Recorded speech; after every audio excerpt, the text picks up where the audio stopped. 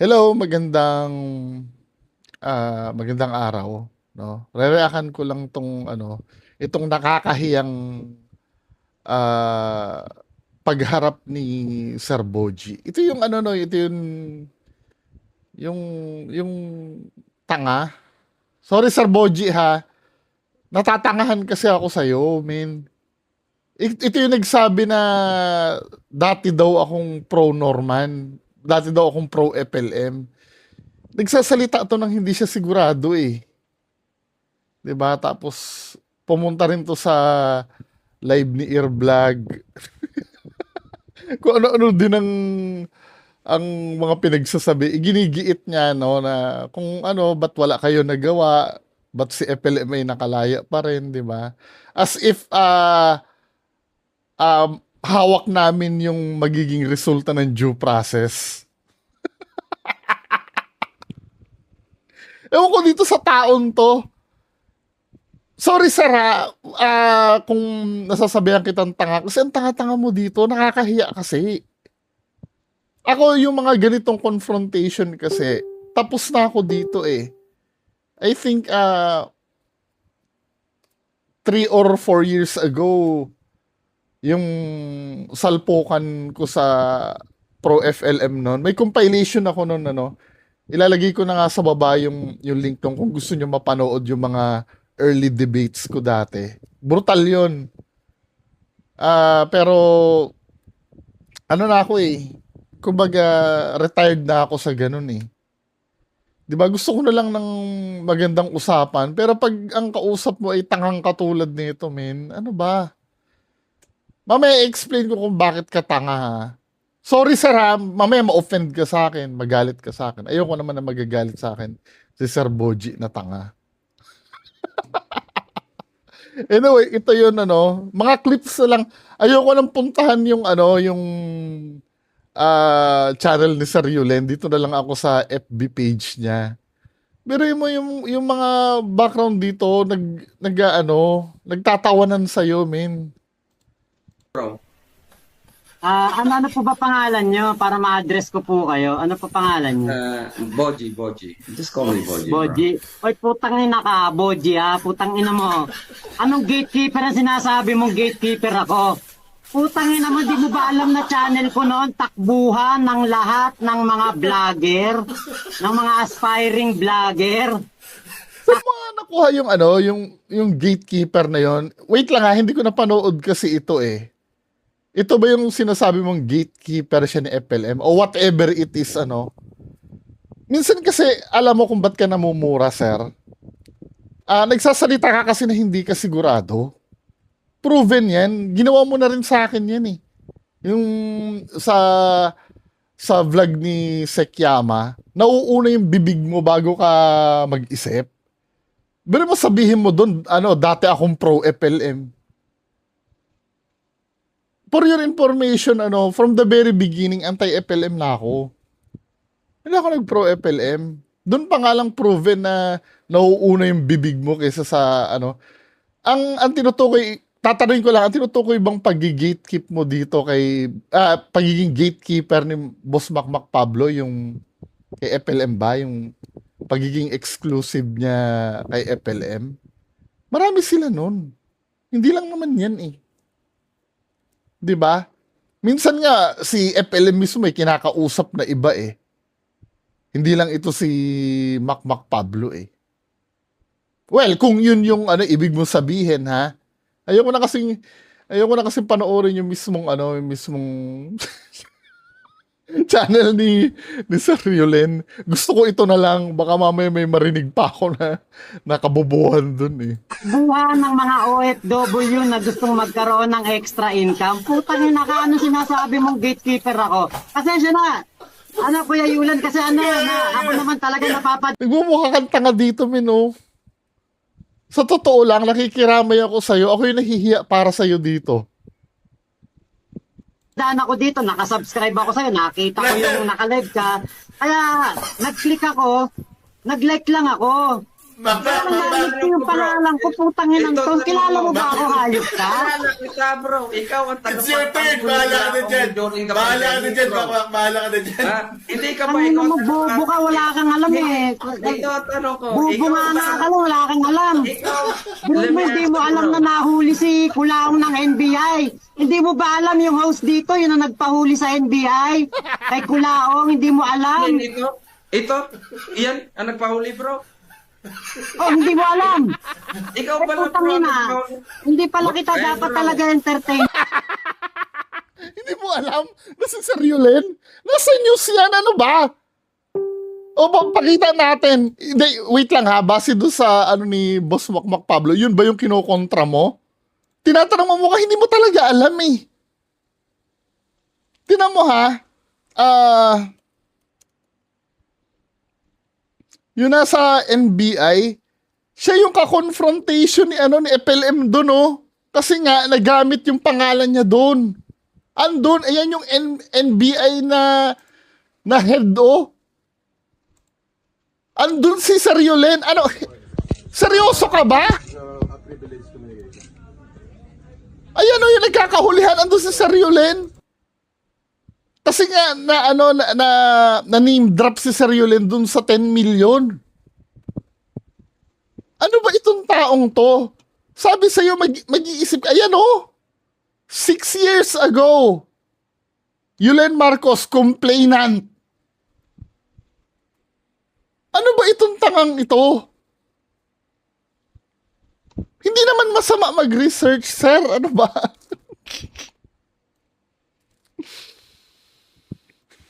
Inen, putang ina ka, hindi ka kang alam. Ikaw ang, bro.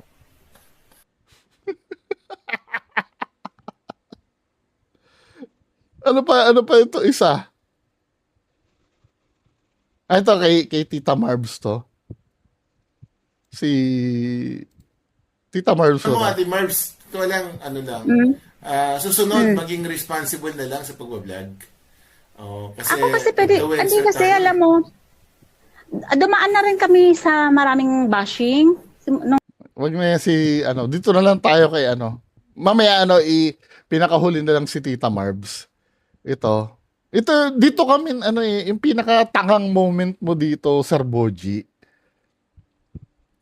Kahit ako hanggang ngayon kinikilabutan ako sa kahihiyan.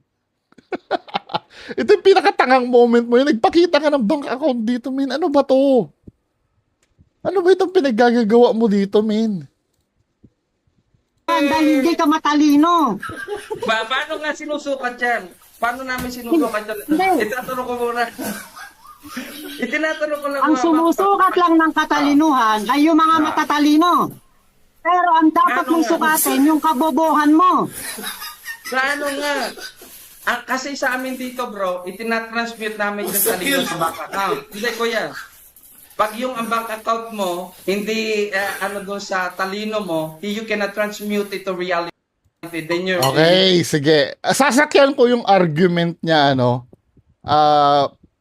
pagka matalino ka daw, makikita daw sa bank account yon. gonna do it.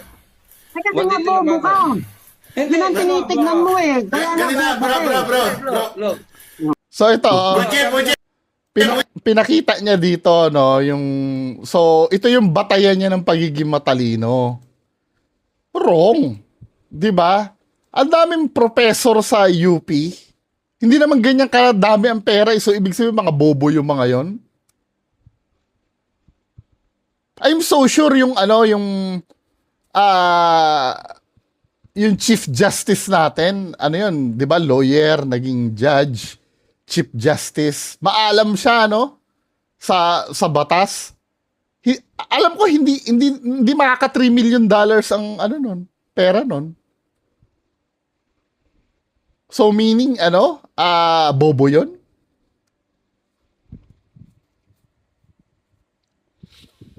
Tingnan natin sino ba ang Chief Justice natin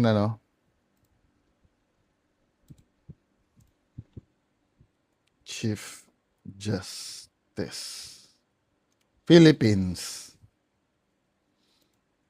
Ang tanga nito, min. Napakatanga nito.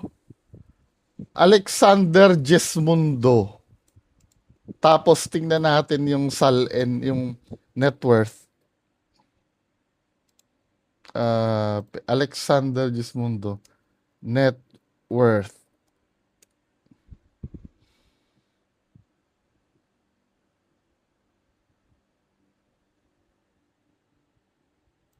Ayan oh, 22 million cash assets niya ha.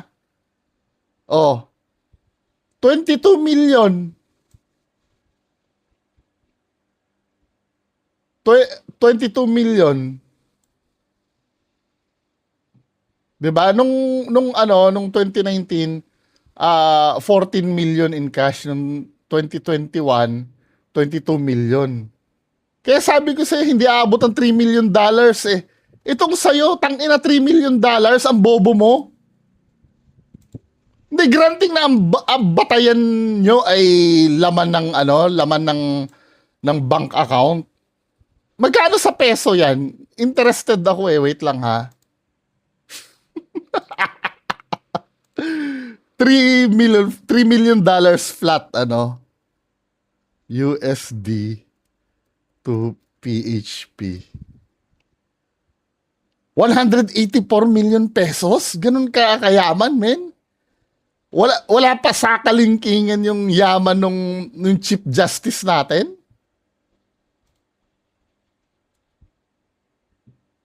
Ito nag-aral ng loto. Tapos ikaw,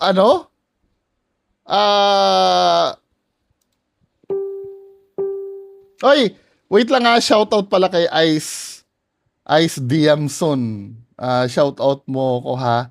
Happy birthday, Ice Estrada! Hello! This coming May 29. And advance happy birthday din daw sa akin. Oy, salamat po. At shoutout na rin sa asawa niya na si Sir Glenn, sorry. Babae pala si Ma'am Ice. Tama. Shoutout sa asawa niya na si Sir Glenn Santa Ana. At sa fur baby nila, 10 years old Siberian Husky na si Summer. Hello, Summer! Hello, Sir Glenn Santa Ana. Salamat, Ma'am Ice. Happy birthday po sa 29. At least naisingit natin yung shoutout, no? Ito ha, ikaw ang ang cash mo dito. Ito sa checking account mo to eh. $188,000, di ba? Tapos dito sa sa yung ba to? I think savings mo ba to? Tingnan nga natin. Lumalabo na mata ko ah. Tingnan natin yung may zoom in ako niyan eh. Yung kung ilan yung ba? Tapos alam mo ba ang sablay mo dito, sir? Halatang screenshot ito eh. Ito yung pinagyayabang mo na yan. Ayan menu ng ganyan ng gallery ng iPhone, 'di ba?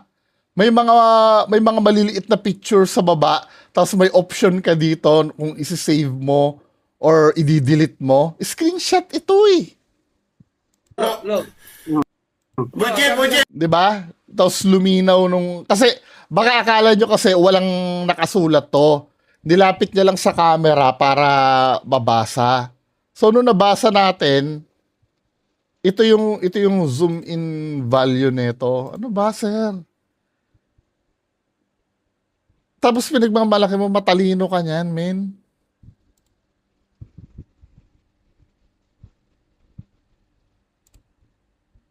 Yung Zoom na andun yung iPhone ko eh. Anyway, so kasi parang ito ay cash, no? Cash yata ito. Ay, sa savings, sorry. Savings account ito. Ito nasa taas, nasa checking account. Tama. So, sa savings mo, may 3.3 million dollars ka. $3 million flat, 184 million pesos. Tapos yung Chief Justice natin, 22 million lang ang ano yun? Kung ang pagbabasihan natin yung logic mo, no? Dahil sa bagay, papalusutin ko na to na totoo ito, no? Itong screenshot mo, pwede naman kasi mag-login ka sa online banking mo, tapos screenshot mo. Kaya screenshot itong pinapakita mo. Sige, palusutin na natin, kahit na imposible. Palusutin na natin. Bakterya lang ng kayamanan mo pala sa Chief Justice. So, using your stupid logic, mas matalino ka sa Chief Justice ng Pilipinas? Taka ka ba? Ginagawa mo talagang bobo yung sarili mo, sir, eh. Nabalitaan ko, ginawa mo din daw ito sa live nila sa Kiyama na nagpakita ka ng account mo. Buji, wait lang. Buji, wait lang. Sabi na bank account ko, Walang kwenta yan. Walang kwenta yan kahit ikaw. Tsaka sa di malaman totoo, kung totoo man yan, walang kwenta talaga to eh. Kasi meron kayong argument na pinag-uusapan. 'Di ba?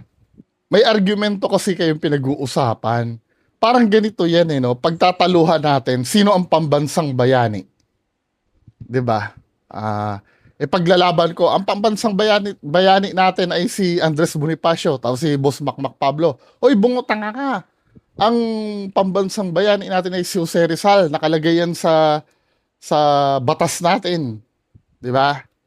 Yung dinideklara na si Jose Rizal ang pambansang bayani natin, hindi si Andres Bonifacio. Ngayon natatalo ako, ipapakita ko sa yung bank account ko. Para hindi nakakapanalo ito, men. Kahit saan tayo pumunta. Kaya totoo man yan, na 3 million yung laman ng bank account mo. May pares pala kayo ni Tyson. $3 million din ang asset ang net worth ni Tyson eh. Tamo ha, Mike Tyson net worth.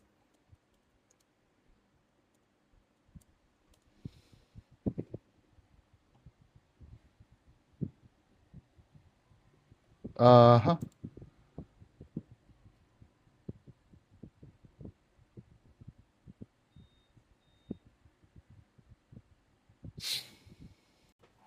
Ayan kung ganyan ang ipagmamalaki mo, sila mga celebrities kinumpile ko eh. Mas mayayaman ka pa dito kay Aaron Carter.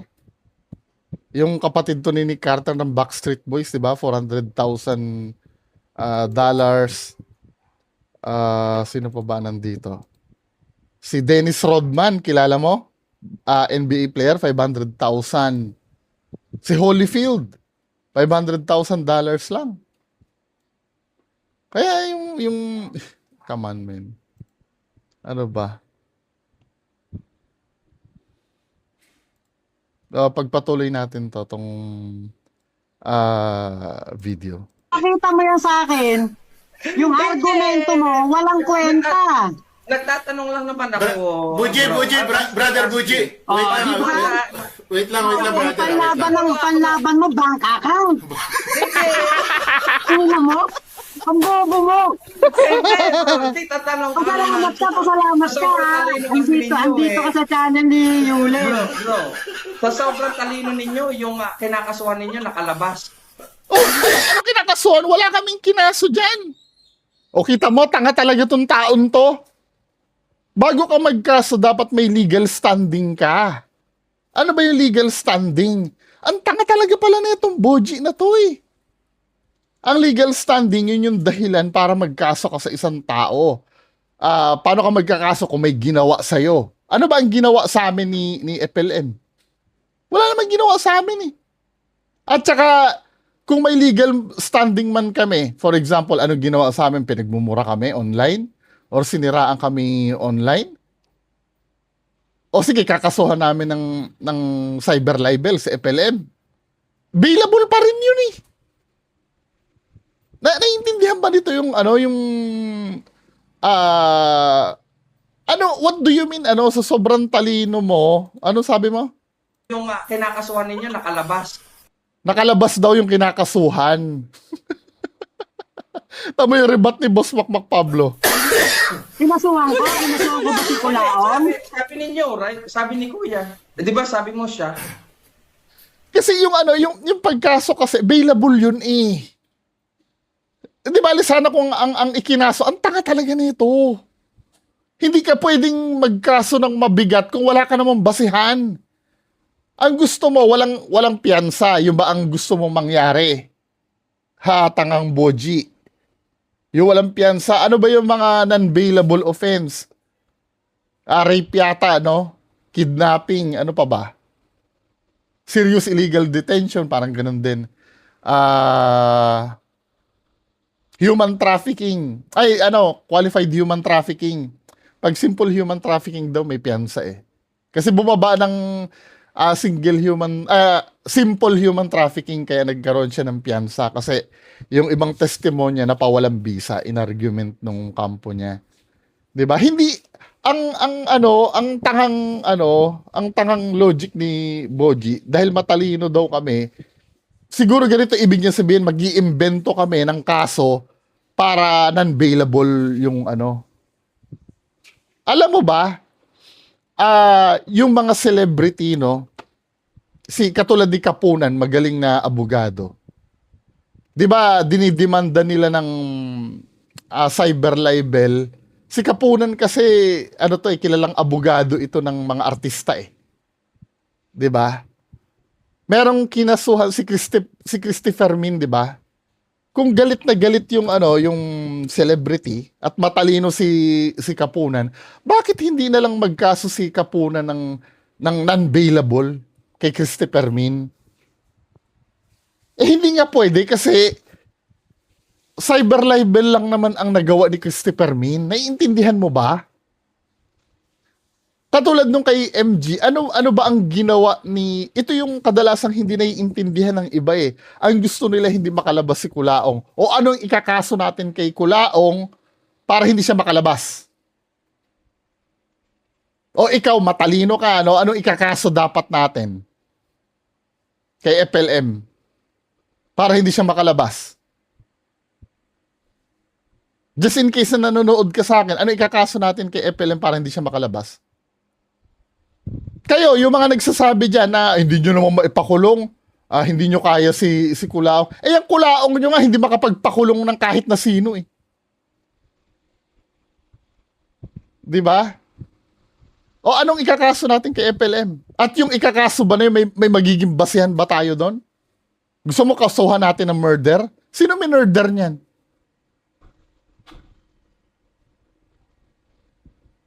O, sabihin mo naman, di ba, maraming nabudol na OFW. Kasuhan nyo ng large-scale estapa. Di ba? Kami ba yung inistapa? Hindi kami may hawak nun. Hindi dapat kami ang sinasabihan nun. Kasi kami, tagakalat lang ng information, yun lang ang ginagawa namin, yun lang ang maitutulong namin, yun lang ang kaya naming itulong. Magkalat ng information.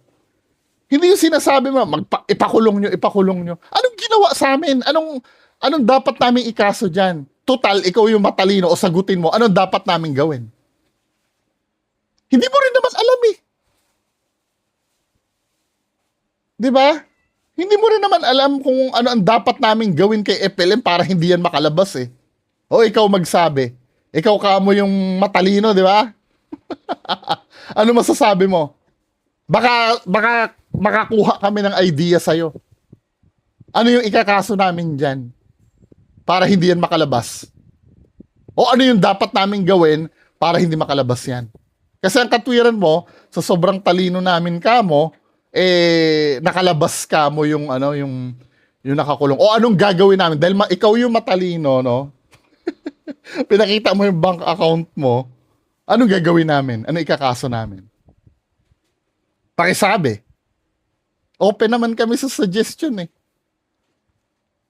Wala ka rin maisasabi, di ba? I-comment mo dyan sa baba kung sakaling mapanood mo itong video ko. Wala, di ba? O next Yung pagtingin ng tao sa'yo dahil pinakita mo yung bank accounts mo. tumaas yung yung pagtingin ng tao sa'yo dahil pinakita mo yung bank accounts mo. Real talk yan, bro. Allegedly Nakita bank namin accounts kayo mo, for laman 4 ng years, bank 5 accounts years. mo. Ikaw ang katibayan na hindi lahat na nag-abroad at hindi lahat na maraming pera matalino. Para kasi kulaong, larawan ng kawalang-iyan ng Pilipinas. Ikaw naman, larawan ng kabobohan. Ikaw nga, bro. Ay, pero Wala, no? Hindi ka makapagsalita, no? napasaya mo ko, Kuya Kasi kung may masasabi ka dyan, dapat mababara mo si Boss Makmak Pablo eh. 'Di ba? Kung may masasabi ka dyan, wala ka rin naman masasabi, men eh. Nagpa-process ka, oh. Naghang ka. 'Di ba? Come on. Boji, pasensya ka na. Napasaya mo. Napasaya mo ko, Kuya Boji. Sige lang, mga Nonsense. Hindi ako pang ganito. Mahina makagets to. Nakakahiya, no? Kaya pagka pupunta ka dyan sa ganyan, dapat alam na alam mo yung alam na alam mo yung pag-uusapan. Hindi yung basta babanat ka na lang ng wala lang, no? Yung feeling mo, madadaan mo sa pa-English mo, sa paano-ano mo yung lahat. 'Di ba? Nakakahiya.